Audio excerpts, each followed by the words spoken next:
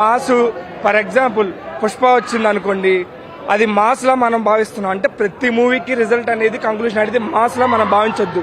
ఒక్కొక్క హీరో ఒక్కొక్క కంక్లూషన్ ఇవ్వాలి. అంటే రాజమౌళి గారి డైరెక్షన్ లో ఒకలా జరిగిద్ది మూవీ, శంకర్ గారి డైరెక్షన్ లో ఇంకోలా జరిగిద్ది.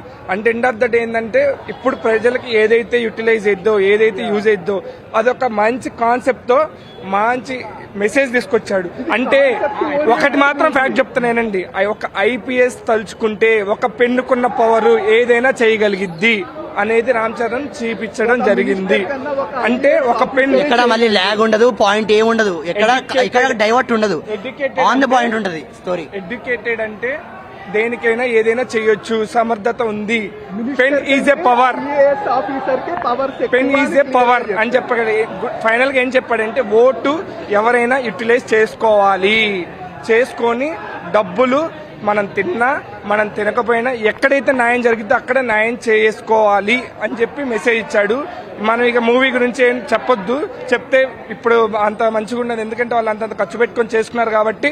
సినిమా అయితే వన్ వర్డ్ తో చెప్తున్నా, ద బెస్ట్ మూవీ అని అనుకుంటున్న రామ్ చరణ్ కి పడాల్సిన మూమెంట్ లో వాళ్ళ మెగా ఫ్యామిలీకి ద బెస్ట్ పడింది, వాళ్ళ బాబాయ్కి యూజ్ అయింది, వాళ్ళ ఫ్యామిలీకి మొత్తానికి యూజ్ అయింది.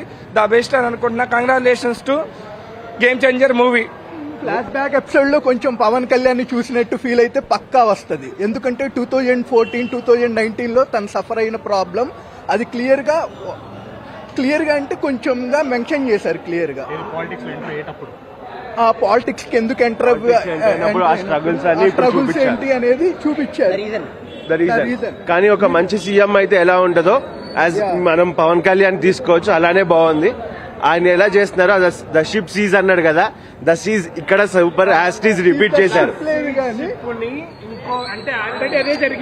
Same that's what I'm saying, అదే ద షీజ్ అంటున్నారు. ముందలే చెప్పారు కదా, మీరు ప్రెసెంట్ ఉన్న చూసిన సినిమాని మేము 4 years బ్యాకే చెప్పాము, రాసుకున్నాము అని. మోస్ట్ సాటిస్ఫాక్టరీ థింగ్ ఏంటంటే ఎక్కడ క్రింజ్ అనేది లేదు, ఎక్కడ డైవర్ట్ లేదు, స్టోరీ ఆన్ ది పాయింట్ ఉంటది, రప్ప పోతానే ఉంటది, ఎక్కడ డైవర్ట్ ఉండదు.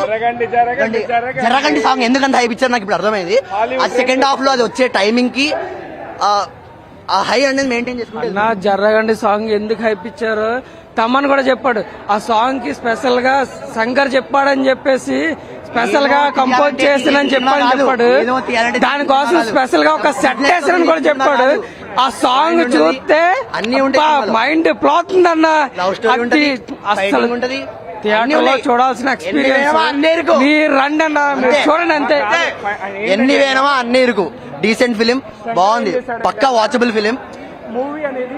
ఎక్స్ట్రీమ్ సౌండ్ అట్లాంటివి ఏమీ లేవు, సూపర్ సినిమా.